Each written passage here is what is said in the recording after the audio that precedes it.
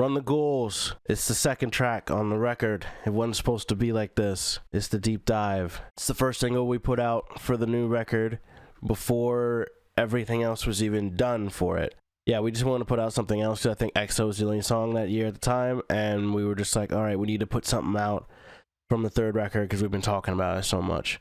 And this was that song. Run the Ghouls came out December 2022, and yeah, most of it, this is like, we were probably a solid way through writing for the record, but I don't think any of the vocals were done at that point, especially since we always write all the instrumentals first. And we were still like figuring out what we were even going to put on the record, but again, this one we knew for sure was going on the record, and we were happy with it, and came out pretty good, I think. So let's start just from the intro. Starts out with just drums and just the comments on it coming from different strokes. The reason why that transition works like that, it wasn't entirely planned like while we were writing or anything like that. It just became an idea Kevin had through sequencing. The song kind of ends like different strokes ends with just like that vocal, like, but I'm over it, that kind of goes solo after like the first beat. And I think that song is at like 163 BPM, and then Run the Ghouls starts with the drum intro and it's at 160 BPM. So it's just right there, 3 BPM drop, feels none the wiser, or just feels really natural to do. So that's how that ended up. Was not planned whatsoever until literally just sequencing the album happened after most things were done. Anyway, drum intro.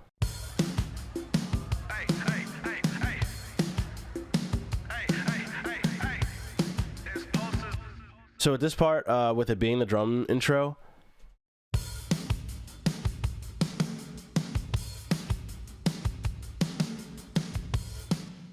someone had the idea of just making it kind of sound like a live kind of show kind of deal.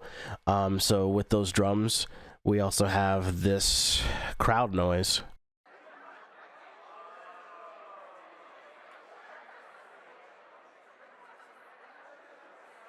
So that crowd noise plays, and then we're bringing up just, let me just do just drums too, just to build up as we go. So, you know, you got the crowd noise, and then just to facilitate the whole thing, you got like the audience, you got the claps here.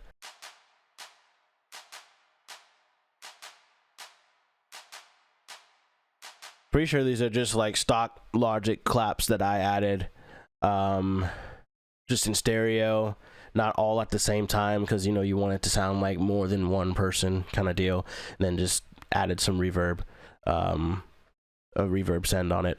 Everything's going to the same reverb send, so it can all sound like it's kind of coming from the same location. And so you got those. It's like, basically it's just like how this song kind of formed. There's just a lot of percussion, just a very percussive song. It's all about the rhythms of it. It's not the most technical song that we've done, but just goes again to like the whole like hip-hop kind of funk influenced type of sound we were going for. And then add in some tambourines.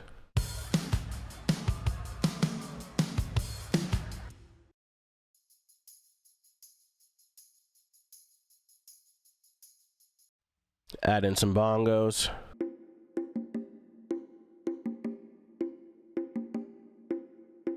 And that's how you get the intro.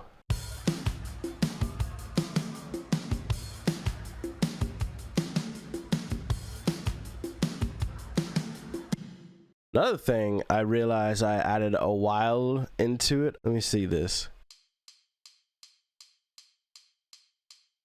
Yeah, I accidentally, you know, while I was doing a lot of editing and whatnot, I would throw the click on just to make sure everything's sounding good.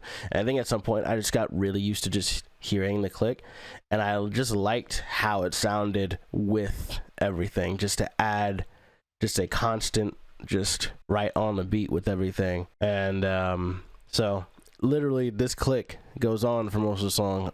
As you can see, it'll cut out over here, but we'll get to that.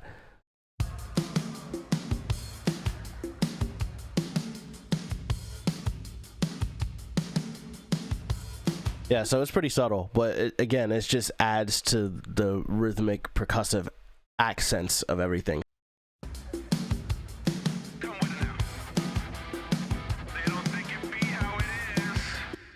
And then, again, just to go with the whole live feel of it, you know, Kevin has the whole kind of like playing the character of an MC for like a show at a party. That's where all these come in. And then you got the alternating haze, just alternating panning side to side just for fun. Hey, hey, hey, hey. Hey, hey, hey, hey. It's pulses, baby. Come with it now. And then there's a bunch of panning of those, just like left and right, center, kind of, again, just to add more excitement and variation to the whole thing. I even have some stuff. This isn't even the cleanest project, because I got cleaner as I went on. I left some stuff in that we thought about having, and ended up, you know, not making it into the final song. So it's like, I haven't even heard this since Atlanta! Yeah, just another one of those we thought about having on the song, just to, I guess, add to the vibe of it all. Didn't end up keeping it, obviously. Okay, guitar starts to come in.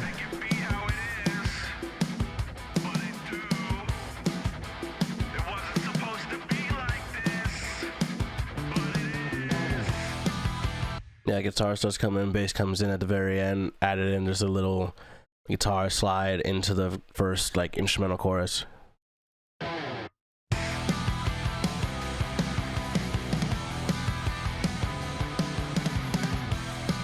So yeah, this part is just the chorus pretty much without the vocal, and then goes into the first verse.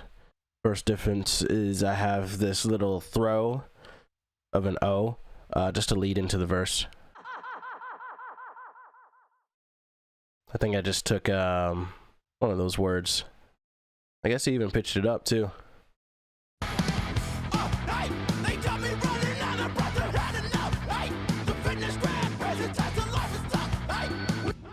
Yeah, there's some cool things going on with this verse, I think. Again, all the percussion kind of stuff is still going on.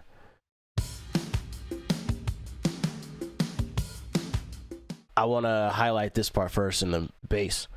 The verse, even to this day, I think the bass part that David wrote for the verses are some of my favorite parts he's ever done.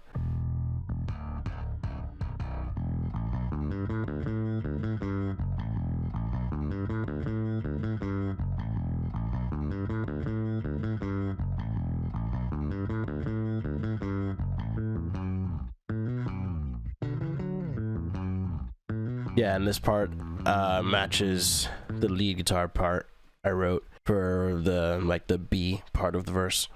So there's the bass part soloed out. For the verse on the guitars, it's just hitting some rapid strumming parts.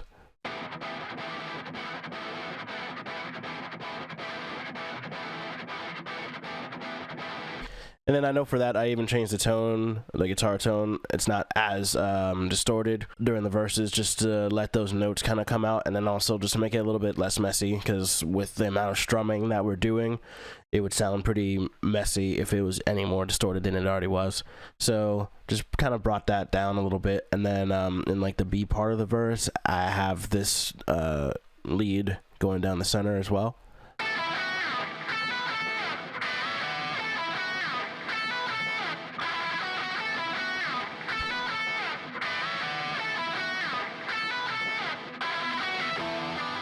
There's one note in that lead part that apparently is out of key, but it still sounds cool, and that's really what matters. It was intentional. It was absolutely intentional. And then you got the verses. So I got the verses on this part. We were going for, again, trying to do more like MC type of thing. I didn't want it to be entirely screamed, but I didn't want it to be just like completely spoken word either. So there's still an aggression to it, but it's not like a full scream performance. Hey! They got me running out of breath, I've had enough, hey! The fitness grand, prison test of life is tough, hey! We make the rush, we get the club, don't make a fuss, hey! And let those hurdles stop me while we on another day! There's also a lot of delay thrown on the vocals too, just to, again, accentuate the whole kind of live sounding production we're trying to go for on this one. And then Finally, to get back to this, the sample, this is the actual Fitness Gram Pacer Test line that we took, and the beep. Matt just time stretched it. I might have adjusted it a little bit more too, and then just made it go with the beat of the song. The Fitness Gram Pacer Test. Yeah, just minor adjustments to it, like maybe EQing, just to make things fit in a little bit more. Hey, the fitness gram present test of life is tough. Hey, we make the rush, we get the cut, don't make a fuss. Hey. All right, and then yeah, that's pretty much the elements of the verse. And going into the chorus, pretty much already heard it before, but just for fun, solo out the parts.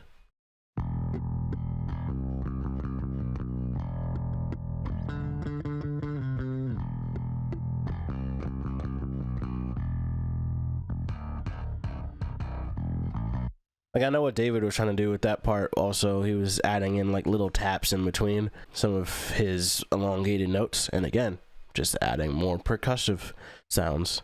Guitars.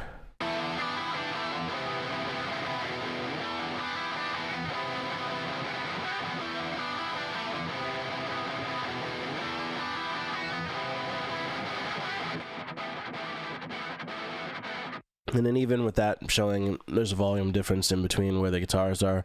Definitely wanted to lower the guitars during the verses just to, because it's not the main focus. They're just kind of strumming along. And you bring up the guitars in the chorus since they kind of have a little bit more of a presence and purpose in the chorus. Vocal-wise, let's go over and check out Matt's vocals in this chorus. So in this one, again, going back to kind of the hip-hop influence kind of deal that we're trying to do. This chorus is an example of that, where we'll double up just the ends of lines on the sides just to accent them. So here's how those go. They tell you fake it till you make it. Well, I found my place, and I've been knowing not to fold up because I drove that ace. You see, I followed the directions, but I left one pace. Baby, too good time for that because I made my pace. And then there's a little added in low as well for the last line in the center. Made my pace. And then the last couple elements to cover in the chorus is, on the production side of things, cut out some of the extra production like the claps and the bongos, but the tambourines start to come out a little bit more openness to it.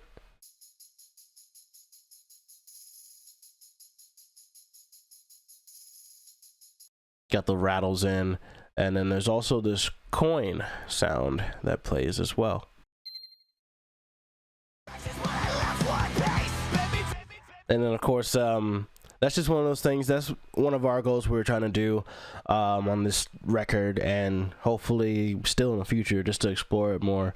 It's just adding in little production sounds that, you know, can reference what we're talking about in the song. So, you know, it comes after, that coin sound comes after the line, you know. You left one piece. So that's also the double entendre of One Piece anime and then One Piece, a coin, money type of deal. So yeah, that's how the chorus is. At least the first chorus.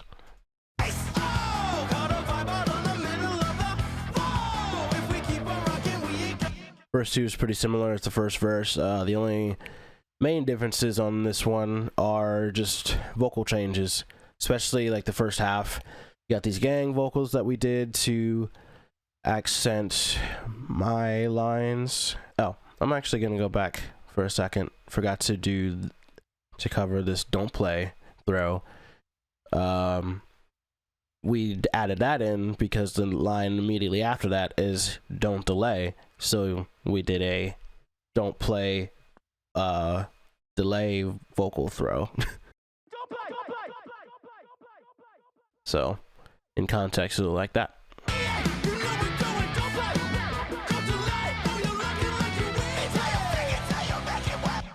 So yeah, just another example of us just trying to add in little production effects just to accentuate lyrics in the song like that. Back to verse 2 and my vocals.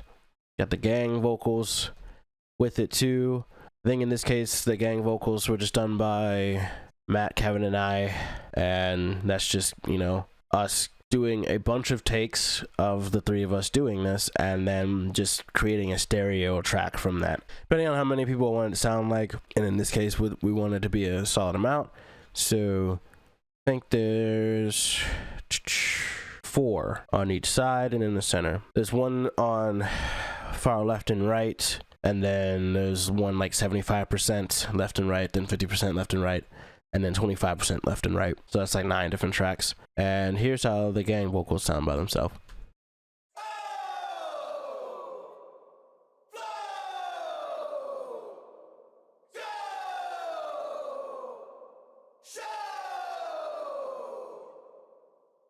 So with that combined, it'll go like, Oh, caught a vibe out on the middle of the floor. If we keep on rocking, we ain't gotta go. And bringing all that to the show.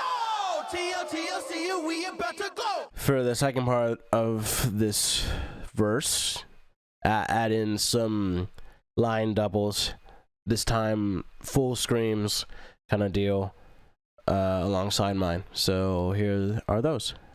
Oh, knock it off. And when your glass is looking low, you top it off. Been working, now I'm kinda hot. 1 double 2 L, so I'm at a loss. Keep running, and I'm gone. So that's the verse pretty much. Going into chorus 2. Chorus is the first half of the chorus is the same thing as the first chorus and the other one.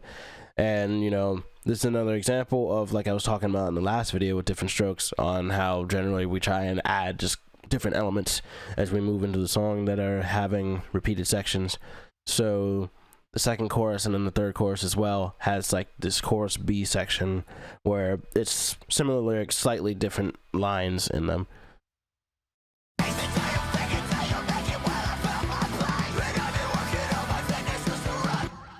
And then so the lines are slightly different for the streams, and then I have the only instance of clean vocals in the song, and they're just background vocals. So here are those.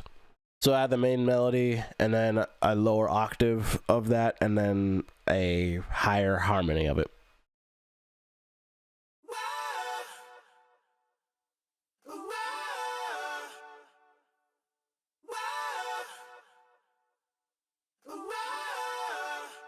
That's the main changes in the second chorus. Oh, right. I definitely need to cover that for the chorus. Production-wise on the chorus B's, we add back in the percussions that we had before. You add back in the claps, add back in the bongos. The tambourine kind of calms down a little bit because it doesn't do like the rattles in the same way, but it's still, you know, more present than the verses are. But the biggest change also in that is we add in this jazz organ that just adds a layer just to fill out the sound of it all.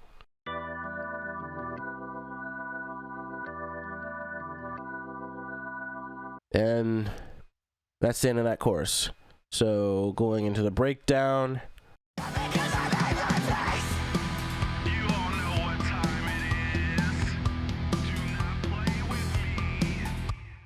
That's all the drums, just because I've always liked this beat that Kevin wrote for this part.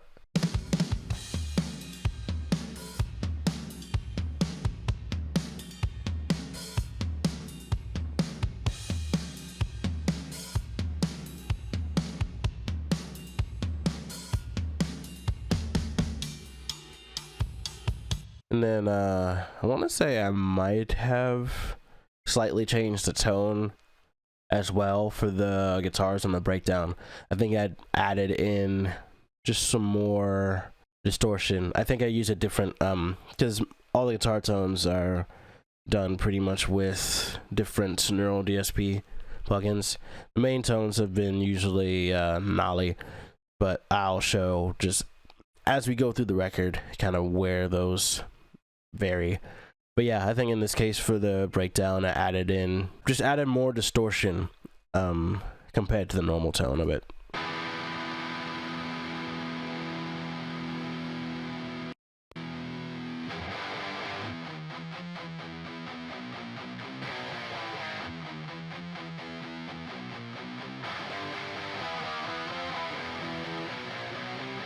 One of the elements that gets added here is the agogo on the production side of things. Again, just changing up the percussion.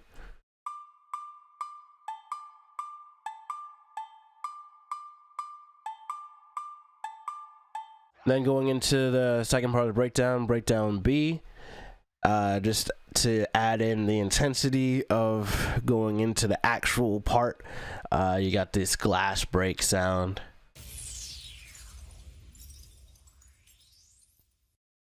I even used Filter Freak just to add more just like weirdness to it. Here's how it sounded without it.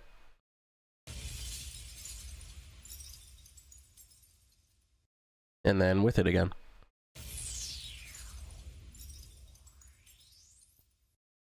Just adds a little sweep to it. And again, that's just one of those things I just kind of added for fun. And then I was like, cool, I dig how that sounds, and keep it going. Added in a bass drop as well. Got the secret sauce plug-in just to add some more distortion to it and all. Just need a nice visual while you're mixing. Oh yeah, so that's the only part where the click isn't there.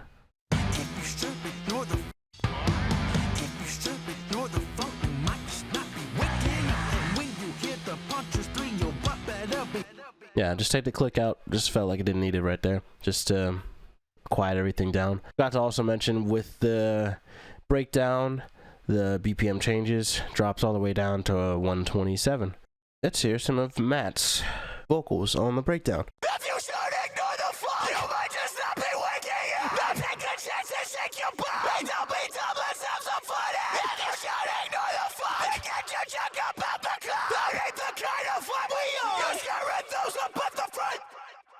Yep, and then I'll do some screams on the sides just to double up on the second repetition of it. Have some fun. If you should ignore the fun, then get your junk up out the club. That ain't the kind of fun we are. You scaring those up at the front. And then you got this reintro section, just beginning again pretty much.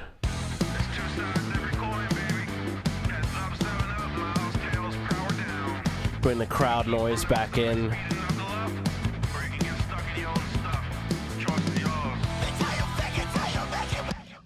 Ooh, let me go back here because that was also another element I almost wanted to do. Because as we've mentioned before, Turnstile was a large influence on this song, as well as T-Pain, when in particular. So we were just like, so that's why we were gonna do like, yeah, Baltimore. Didn't end up fitting right. So let's hear how it would have sounded if it was still there. Get the punches through your butt, better be out your seat now. It probably could have fit, but also at the same time, it's just like overcrowding it. I think that's why I ended up taking it out, because it was already adding in the bass drop, adding in the glass break, adding in the gang vocal as well, which I forgot to point out here. So add this gang vocal here as well.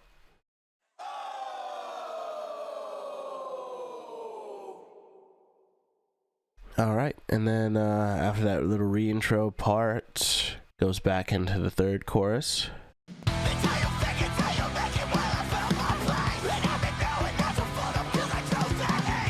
And that was the new element that we had added in, because, you know, Kevin came back and did vocals during that reintro part, and so now we have Kevin just hitting some ad-libs and such. And so, yeah, he's hitting ad-libs as well as doubling up some of Matt's lines as well. Found my place. Drew that ace. Left one piece. Made my peace. It's just the same for the second part of the chorus as well when it repeats. And also, as the last element, added element here, we bring in a piano as well. So you got the piano going like this when the organ comes in as well.